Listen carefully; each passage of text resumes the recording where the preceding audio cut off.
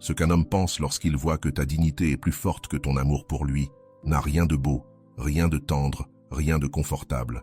C'est dévastateur pour son ego, parce qu'à cet instant, il ne perd pas seulement de l'affection, il perd une position. Cette vidéo n'existe pas pour te consoler ni pour flatter ton estime de toi. Elle existe pour te montrer le mécanisme psychologique précis qui s'active lorsqu'il découvre qu'il ne peut plus t'avoir à n'importe quel prix. Et quand cela se produit, plus rien ne se ressent de la même manière, ni pour lui, ni pour toi. Ici, tu vas entendre les 6 véritables étapes mentales qui traversent son esprit lorsque ta dignité s'impose, depuis la confusion initiale, en passant par la fracture intérieure, jusqu'au point où la dynamique s'inverse pour toujours. Si tu pars avant la fin, tu manqueras la partie la plus dangereuse et la plus décisive, celle qui sépare la femme qui cède encore de celle qui ne sera plus jamais considérée comme acquise. Ce contenu n'est pas un contenu de plus.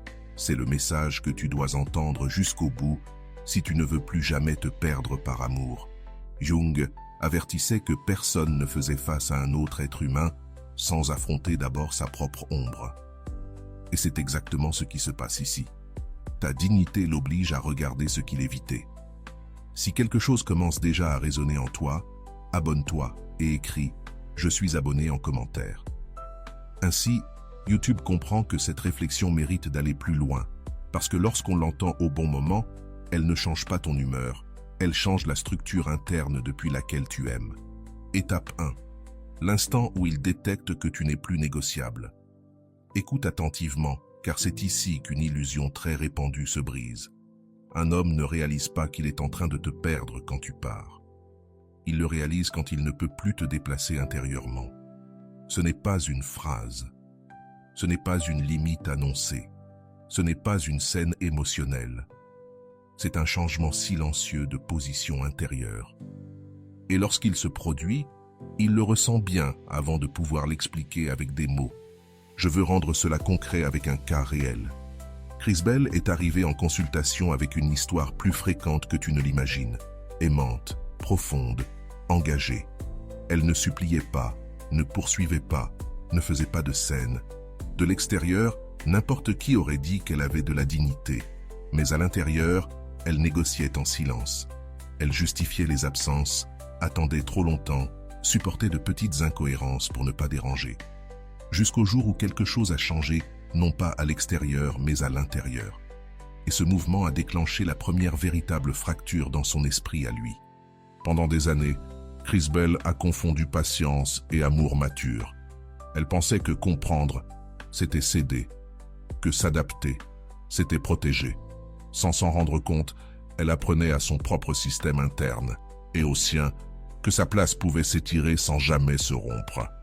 Chaque attente prolongée, chaque réponse tiède, chaque « ce n'est pas grave » accumulé, façonnait une dynamique silencieuse. Il n'y avait pas de malveillance, mais il n'y avait pas non plus de croissance. Parce que lorsque tu t'adaptes trop, l'autre ne ressent jamais l'urgence de se réajuster. Et cela, même sans mots, se perçoit. La rupture n'est pas arrivée avec une porte claquée, ni avec des larmes. Elle est arrivée le jour où Chris Bell a cessé de trop s'expliquer. Quelque chose ne lui convenait plus, et elle ne le justifiait plus. Quelque chose l'attendait, et elle ne l'avalait plus. Elle n'est pas partie, elle n'a pas menacé, elle n'a pas réclamé.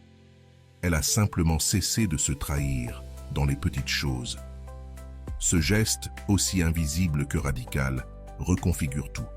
Parce que lorsque tu reviens à toi, ton énergie cesse de demander, cesse de s'adapter pour que l'autre ne parte pas. Et cela se ressent comme une perte immédiate d'accès. C'est ici qu'apparaît la première réaction mentale masculine. Ce n'est pas encore la peur, ce n'est pas encore l'inconfort. Il ne comprend pas ce qui a changé. Il sent seulement que quelque chose ne répond plus de la même manière. Tes silences pèsent différemment. Tes limites ne sonnent plus comme une défense. Ta présence ne s'offre plus comme avant. Et cela l'oblige à observer, non pas pour te protéger, mais pour se repositionner. Parce que lorsqu'une femme cesse d'être négociable sans l'annoncer, l'homme fait face à une sensation nouvelle, celle de ne plus avoir garanti la dynamique qu'il tenait pour acquise. Jung dirait qu'à cet instant, l'ombre s'active. cette partie du psychisme qui réagit lorsqu'elle perd le contrôle émotionnel, non pas la domination, mais l'accès. Il ne pense pas « je vais la perdre ». Il pense quelque chose de plus profond. Je ne sais plus depuis quel endroit me relier à elle. Avant, s'il partait, il perdait une femme. Maintenant, s'il part, il perd une position interne confortable. Et cela déstabilise bien plus que l'absence physique. Parce que l'amour peut se remplacer. La dignité incarnée? Non. Mais cela ne réordonne pas. Ce qui réordonne réellement l'esprit d'un homme, c'est la posture intérieure depuis laquelle tu aimes. Quand tu aimes sans t'abandonner, quand tu ne te réduis plus pour t'adapter, il ne peut plus te lire depuis le confort. Et ce changement silencieux, ferme, pèse davantage que toutes les promesses émotionnelles que tu as pu faire auparavant. L'erreur courante est de croire que donner plus d'amour crée plus d'engagement. Cela ne crée que plus d'habitude. La dignité, au contraire, introduit une variable nouvelle. Conséquence. Pas punition, pas froideur, cohérence. Jung expliquait que la psyché respecte ce qui a des contours. Lorsque tes limites internes sont claires, l'autre ressent qu'il existe quelque chose qu'il ne peut traverser sans se transformer. Et cela éveille le respect avant même d'éveiller le désir, parce qu'il ne te possède plus émotionnellement. Il doit désormais se positionner face à toi. C'est ici qu'une comparaison inconsciente se produit. Il ne la verbalise pas, mais il la ressent. Ta présence actuelle face à ton ancienne version qui s'adaptait toujours. Ton calme face à ton ancienne attente. Et cette comparaison génère une tension interne. Avant, ton amour était garanti. Aujourd'hui, ton accès ne l'est plus. Lorsque l'accès cesse d'être sûr, l'esprit masculin entre en mode évaluation. Non pas romantique, mais stratégique. Est-ce que je m'élève ou est-ce que je perds cette place? Cette question marque un avant et un après. Beaucoup de femmes pensent que cela relève de la manipulation. Ce n'est pas le cas. Manipuler consisterait à changer pour provoquer une réaction. Ici, tu ne changes pas pour lui. Tu changes par cohérence avec toi-même. Et cela se ressent immédiatement. Ton énergie ne pousse plus, ne réclame plus, ne s'adapte plus. Elle est simplement là. Et cette présence stable, sans effort, désarme plus que n'importe quel discours, parce qu'il ne peut plus s'appuyer sur ta flexibilité émotionnelle pour rester identique. Désormais, soit il grandit, soit il se sent trop inconfortable et s'éloigne. En consultation, ce moment apparaît souvent à travers des phrases confuses de leur part. Je ne sais pas ce qui m'arrive, je la sens différente. Avant, c'était plus facile. Mais facile n'est pas de l'amour. C'est un accès sans conséquence. Et quand cela disparaît, quelque chose de nouveau apparaît. Une attention réelle. Pas toujours saine, pas toujours mature, mais une attention, enfin. Parce que ta dignité a forcé son système à se réveiller. Non par peur de te perdre physiquement, mais par la sensation de perdre une place intérieure qui lui offrait de la sécurité sans effort. C'est ici que beaucoup doutent et reculent. Lorsqu'ils commencent à s'approcher différemment, à mesurer, à devenir plus attentifs, la tentation de recommencer à céder apparaît. Et c'est là que tout se joue. Si tu utilises ta dignité comme une stratégie, elle se dissout. Si tu la tiens comme une identité, elle se consolide. Jung dirait que c'est le moment où le lien cesse d'être une projection pour devenir un choix conscient. Et tout le monde n'est pas prêt à choisir depuis cet endroit. Ta dignité ne garantit pas qu'il restera. Elle garantit quelque chose de bien plus important, que tu ne te perdes pas toi-même. Et paradoxalement, c'est cela qui crée le plus d'impact. Parce que tu ne te déplaces plus par peur de le perdre, mais par respect pour ton axe intérieur. L'équilibre change. Il n'est plus celui qui évalue, c'est lui qui cherche à comprendre s'il peut être à la hauteur de la cohérence que tu incarnes sans l'annoncer. Ce respect ne naît pas du sacrifice, mais de la limite. Pas du drame, mais du calme soutenu. Quand tu ne réagis plus depuis la blessure, mais depuis la clarté, il ne peut plus jouer au même niveau qu'avant. Cela dérange, mais cela réveille. Car la dignité ne séduit pas comme l'attachement, mais elle laisse une trace. Une trace qui ne s'efface pas facilement, même si la relation se termine. Tu deviens une référence intérieure, pas un souvenir romantique. Regarde cela sans idéaliser. Certains hommes grandissent face à cela. D'autres se retirent. Les deux issues sont cohérentes. La différence, c'est que toi, tu ne négocies plus ton centre pour retenir qui que ce soit. Et lorsque ton amour naît de cet endroit, il cesse d'être une offrande constante pour devenir un choix partagé. Voilà la différence entre être désiré et être respecté. Et l'esprit masculin, même s'il ne l'admet pas, reconnaît toujours quand il se trouve face à la seconde. Dans l'étape suivante, on entre dans une zone plus délicate encore. Que se passe-t-il lorsqu'il commence à ressentir de la peur? Non pas la peur de te perdre, mais celle de ne pas être suffisant pour te soutenir. C'est là qu'apparaissent des comportements contradictoires, des rapprochements suivis de retraits, des tests silencieux. Et si tu ne comprends pas ce point, tu peux confondre intensité et amour. Mais si tu le comprends, tu restes stable pendant que la dynamique finit de s'inverser de l'intérieur. Troisième étape. Lorsque le respect commence à se transformer en peur silencieuse. Ce n'est pas une peur infantile de te perdre, mais une peur adulte de ne pas être à la hauteur. L'esprit masculin entre alors en contradiction. Il veut se rapprocher, mais craint de s'exposer. Il te cherche, puis se retire, non par jeu, mais parce que son identité se réorganise. Ta dignité l'oblige à se regarder sans le coussin de ta disponibilité. Et cela active une anxiété interne, même si extérieurement il semble calme ou distant. Cette peur ne s'exprime pas clairement. Elle apparaît sous forme d'ambiguïté. Messages tièdes, gestes intenses, suivis de longs silences. Il teste si tu es toujours là, mais plus depuis le même endroit. Et lorsqu'il constate que tu ne réagis plus comme avant, que tu ne poursuis pas, que tu ne réclames pas, l'inquiétude grandit, parce qu'il ne peut plus se réguler à travers ta réponse émotionnelle. Jung appellerait cela une confrontation avec le moi réel, sans masque. Et tout le monde ne sait pas soutenir ce face-à-face intérieur. À ce stade, beaucoup de femmes interprètent mal la situation. Elles confondent intensité et avancée. Elles croyaient que la proximité intermittente est un signe d'amour en train de naître. Ce n'est pas toujours le cas.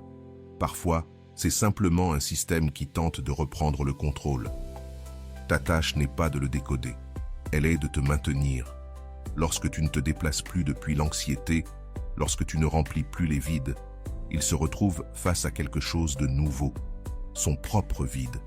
Et cette rencontre peut le transformer ou le pousser à fuir. L'essentiel est ici. Écoute avec calme.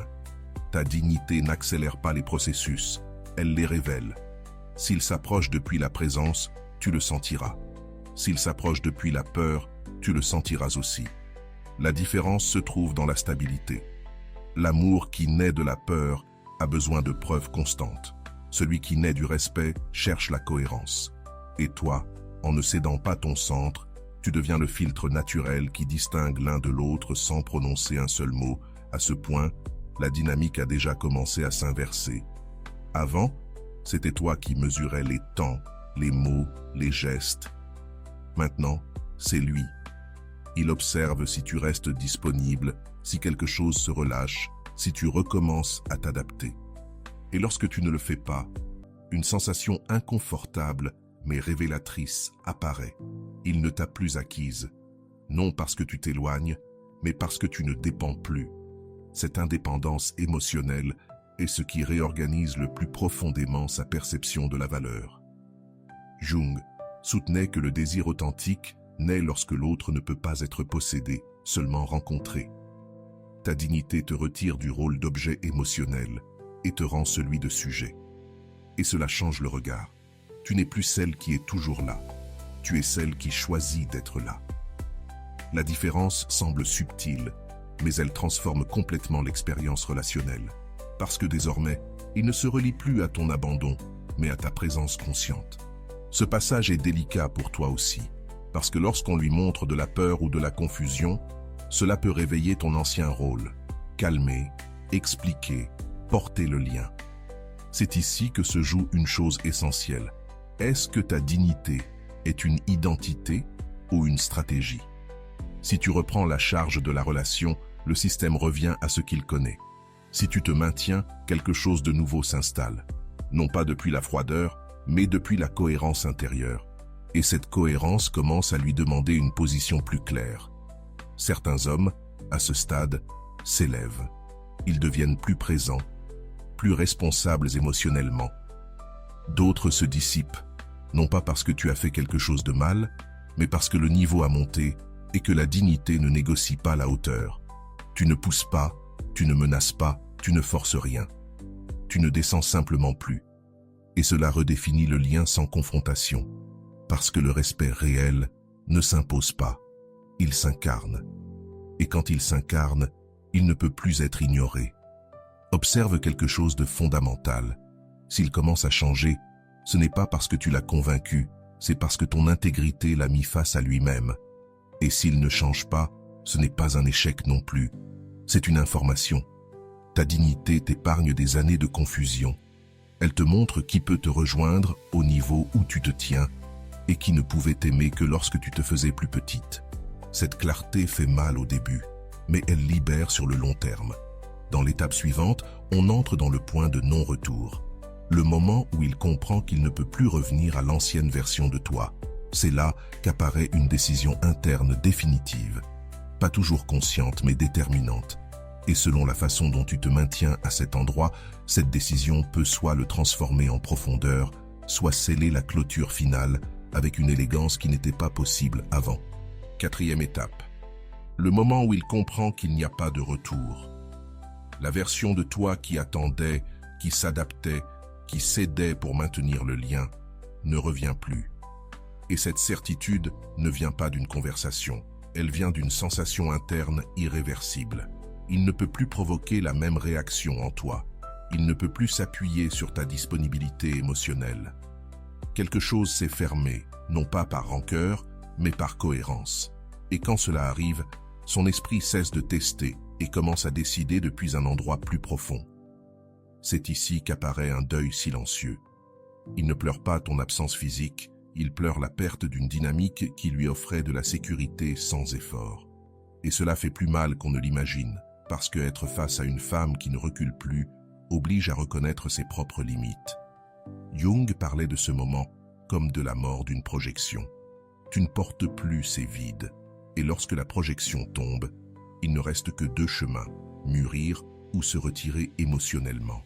S'il choisit de rester, quelque chose change dans sa façon de te regarder. Ce n'est plus depuis la commodité, mais depuis un respect conscient. Il commence à se réguler seul, à assumer sa responsabilité émotionnelle, à mesurer ce qu'il offre, non par peur de te perdre, mais parce qu'il comprend qu'il ne peut plus te rejoindre depuis l'ancien niveau. Ta dignité a élevé le standard sans jamais l'exiger, et ce mouvement transforme le lien. Tu n'es plus un refuge, tu deviens une rencontre, et tout le monde ne s'est pas aimé depuis cet endroit. S'il choisit de partir, la clôture est différente elle aussi. Il n'y a pas de drame prolongé, pas d'aller-retour sans fin. Il y a une limite interne claire. Tu ne poursuis pas d'explications, tu ne cherches pas à convaincre, et cela laisse une trace. Parce que même s'il s'en va, il emporte avec lui une référence impossible à effacer, celle d'une femme qui n'a pas négocié son axe par amour. Cette image réapparaît plus tard, lorsque d'autres dynamiques ne suffisent plus. Ce point est essentiel pour toi, car c'est ici que le doute surgit souvent. Ai-je été trop ferme? Non. Tu as été cohérente, et la cohérence n'est jamais un excès. L'amour qui ne survit que lorsque tu te rétrécis n'est pas de l'amour, c'est de la dépendance. Ta dignité n'a détruit rien de précieux. Elle a simplement révélé ce qui ne pouvait pas se maintenir à ton niveau. Et même si lâcher fait mal, quelque chose en toi commence à se reposer. Il n'y a plus de tension constante, plus d'auto-abandon silencieux. Jung dirait que c'est ici que commence ton individuation réelle. Tu ne te définis plus par le fait d'être choisi, mais par le fait de te choisir. Et cette identité transforme tous tes liens futurs. Parce que désormais, tu n'aimes plus depuis le manque, tu aimes depuis la présence. Tu ne cherches plus à être suffisante, tu l'es déjà. Et cette énergie change la façon dont les autres s'approchent de toi, non plus depuis la demande, mais depuis la reconnaissance. Ta dignité devient un filtre naturel. Cette étape marque un avant et un après définitif. Peu importe qu'il revienne ou non. Toi, tu ne reviens plus à la version qui acceptait des miettes. Et c'est là le véritable gain. Parce que maintenant, tu sais que tu n'as pas besoin d'intensité pour avoir de la valeur, ni de promesses pour te soutenir. Ton calme devient un foyer. Et seuls peuvent y entrer ceux qui savent l'habiter sans chercher à le déranger pour se sentir supérieur. Beaucoup d'hommes se souviennent de ce type de femme, non pas avec une nostalgie romantique, mais avec un respect tardif, parce qu'elle leur a montré une limite qu'ils n'ont pas su franchir. Et cette limite, loin de les fermer, les a confrontés à eux-mêmes. Tu n'as pas enseigné par le discours, tu as enseigné par l'incarnation. Et c'est ce qui demeure lorsque tout le reste se dissout avec le temps. Respire ici. Ce n'est pas un point de dureté, c'est un point de repos. Tu n'as plus à soutenir l'insoutenable. Tu n'as plus à te traduire pour être aimé. Ta dignité ne t'a pas isolé, elle t'a ordonné. Et quand l'intérieur est ordonné, l'extérieur commence à répondre différemment. Pas toujours vite, pas toujours facilement, mais toujours avec plus d'honnêteté. Dans la dernière étape, on ferme le cercle. Que se passe-t-il lorsque tu intègres cela comme une identité et non comme une réaction à une histoire précise? Comment se réécrit ta manière d'aimer et d'être choisi? À l'endroit où tu ne te définis plus par ceux qui restent, mais parce que tu ne permets plus jamais. C'est là que l'amour cesse de faire mal et commence à se sentir vrai. 5e étape. Lorsque tu intègres la dignité comme une identité et non comme une réponse à une blessure, tu n'agis plus depuis le passé. Tu agis depuis la présence. Tes décisions ne cherchent plus des faits, elles cherchent la cohérence. Et cela se ressent. Ton oui a du poids. Ton non apaise. Il n'y a plus d'urgence à définir quoi que ce soit, parce que toi, tu es déjà défini à l'intérieur. Cette stabilité change la façon dont on te lit. Il n'y a plus de fissures émotionnelles par lesquelles négocier ta valeur. À ce stade, l'amour cesse d'être une épreuve permanente. Tu n'as plus besoin de signes pour te sentir en sécurité. Ton corps est aligné avec tes limites, ta parole avec tes actes, et cette congruence, simple et rare, devient magnétique, non par séduction, mais par clarté. Ceux qui s'approchent le sentent. Ceux qui ne peuvent pas le soutenir se retirent sans bruit. La dignité ne débat pas, elle ordonne le chant. Et quelque chose de subtil se produit. Tu ne t'accroches plus aux promesses vagues, ni à l'intensité sans direction. Ton système reconnaît la différence entre la présence et le spectacle. Et cette lucidité t'épargne du temps, de l'énergie et de l'usure émotionnelle. Tu ne deviens pas exigeante, tu deviens précise. Et la précision émotionnelle est un langage que seuls comprennent ceux qui sont prêts à se lier sans jeu. Le reste tombe de lui-même, sans effort. Jung parlait de l'intégration comme de l'acte de cesser de te fragmenter pour plaire. C'est exactement ce que tu fais ici. Tu ne sépares plus ce que tu ressens de ce que tu permets. Tu ne négocies plus ton intuition pour maintenir un lien. Et lorsque quelqu'un tente de franchir une limite, ton corps répond avant tes mots. Il n'y a pas de colère, il y a un retrait élégant. Et ce retrait, loin de fermer le cœur, le protège. C'est à ce moment-là que beaucoup disent « je n'attire plus les mêmes personnes ». Exactement. Parce que tu n'aimais plus depuis le manque. Ta dignité change de fréquence. Tu n'appelles plus ceux qui ont besoin d'être portés, mais ceux qui savent se porter eux-mêmes. Et cela ne garantit pas la quantité, cela garantit la qualité. Moins de bruit, plus de vérité. Moins d'anxiété, plus de choix. Ta vie affective se simplifie, non pas parce que tu aimes moins, mais parce que tu t'aimes mieux. Ici, le souvenir de lui perd de sa force, non parce qu'il n'a pas compté, mais parce qu'il n'occupe plus le centre. Ton centre, c'est toi. Et depuis cet espace, le passé se réorganise sans rancœur. Tu remercies pour ce qui a été appris et tu avances. Il n'y a plus de compte en suspens, il y a des clôtures intérieures. Voilà la véritable libération. Non pas quand l'autre revient ou demande pardon, mais quand tu n'as plus besoin de lui pour être en paix. Ce changement se ressent même dans le silence. Tu n'expliques plus tes limites, tu ne justifies plus tes décisions. Tu agis simplement en cohérence, Et cette cohérence devient ta nouvelle normalité. Celui qui y arrive trop tard le sent. Il n'y a pas de reproche. Il y a une distance naturelle. La dignité ne construit pas des murs. Elle établit des seuils. Et seuls entrent ceux qui savent les traverser sans envahir. Quand tu regardes en arrière, tu comprends quelque chose d'essentiel. Tu n'as pas perdu l'amour. Tu as gagné une structure intérieure. Et cette structure est la base de toute relation saine. Sans elle, l'amour déborde et fait mal. Avec elle, l'amour se contient et grandit. Jung dirait qu'ici, le lien cesse d'être une compensation et devient une rencontre réelle. Deux adultes émotionnels qui se choisissent sans se nécessiter. C'est l'héritage de ta dignité. Non pas changer quelqu'un, mais te déplacer intérieurement. Sortir du rôle d'option permanente pour habiter celui du choix conscient. Et depuis là, tout se réorganise. Tes relations, ton énergie, tes décisions. Tu ne poursuis plus, tu attires la présence. Tu ne crains plus de perdre, tu fais confiance à ta capacité de mieux choisir. Et maintenant, en fermant ce cycle, souviens-toi de ceci, car cela soutient tout le reste. Ta dignité ne t'éloigne pas de l'amour, elle te rapproche du bon. Elle ne te rend pas inaccessible, elle te rend vrai. Et quand tu es vrai, l'amour cesse d'être une lutte et devient un foyer. Depuis cet endroit, tu ne reviens plus en arrière parce que tu ne cherches plus à être choisi. Tu te choisis. Étape 6. Quand tout se reconfigure de l'intérieur, tu n'agis plus par réaction. Tu agis par identité. C'est le moment où la dignité cesse d'être un concept pour devenir ta manière naturelle d'être au monde. Tu ne te demandes plus quoi faire pour que l'autre reste. Tu te demandes si ce lien honore ce que tu es aujourd'hui. Et cette question silencieuse guide chaque décision. Il n'y a plus d'urgence, plus de peur. Il y a un calme ferme qui ne négocie plus. Quelque chose de profond se produit ici. Ton système nerveux apprend que l'amour n'a pas besoin de faire mal pour être réel. Tu ne confonds plus intensité et connexion, ni sacrifice et engagement. Ton corps reconnaît ce qui est sain et ce qui ne l'est pas. Et cette intelligence intérieure t'épargne des explications interminables.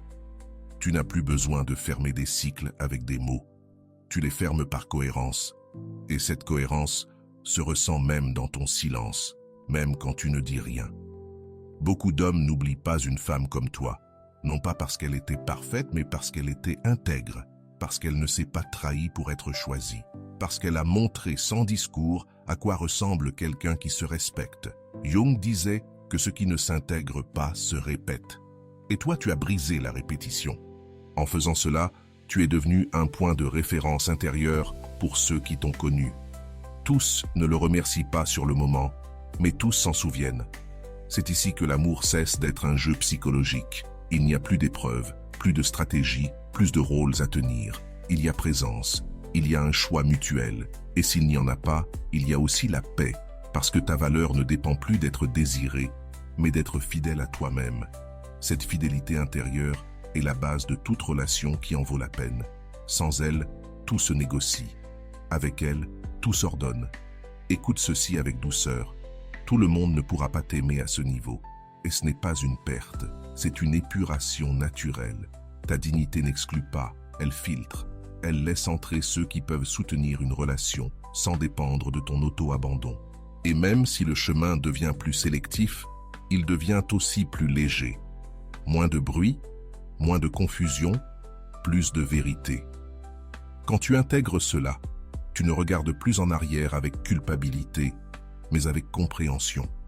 Tu comprends pourquoi tu as cédé, pourquoi tu as attendu, pourquoi tu t'es adapté. Et tu comprends aussi pourquoi tu ne peux plus le faire. Non parce que tu es dur, mais parce que tu as grandi. Et grandir implique de laisser partir d'anciennes versions de soi. Cela aussi, c'est de l'amour de soi. Un amour qui n'a pas besoin de se prouver, seulement de se soutenir. Carl Jung parlait de l'individuation comme de l'acte le plus courageux de l'être humain, devenir qui l'on est réellement, même si cela implique de perdre des liens fondés uniquement sur la dépendance. Tu as fait ce chemin, et en le faisant, Tu as changé ta manière d'aimer, de choisir et de te laisser choisir. Tu ne cherches plus à te compléter. Tu partages depuis la plénitude. C'est l'amour qui n'épuise pas. Si ce message a résonné en toi, reste encore un instant. Like et abonne-toi. De petites actions qui permettent à cet espace de grandir avec toi. Et dis-moi en commentaire quelle partie t'a le plus touché. Parce que lorsque nous partageons depuis la vérité, YouTube met en avant ce que nous décidons ensemble. Et ce type de réflexion ne trouve que ceux qui sont prêts à l'entendre. N'oublie pas ceci en fermant la vidéo. Ta dignité n'est pas une barrière, c'est un phare. Elle ne fait pas fuir l'amour, elle l'oriente. Et ceux qui viendront à toi désormais viendront en sachant qu'ils ne peuvent pas te prendre pour acquise, mais qu'ils peuvent te rencontrer par choix. Voilà la différence entre un lien qui consume et un lien qui soutient. Aujourd'hui, tu ne repars pas avec des techniques. Tu repars avec une vérité incarnée. Tu n'as pas besoin de prouver ta valeur ni de convaincre qui que ce soit de rester. Ta simple présence, alignée et ferme, dit déjà tout. Comme rappel final, intègre-la dans une phrase qui t'accompagnera désormais parce qu'elle définit ton nouveau lieu intérieur. Je suis la limite qui enseigne à aimer vraiment.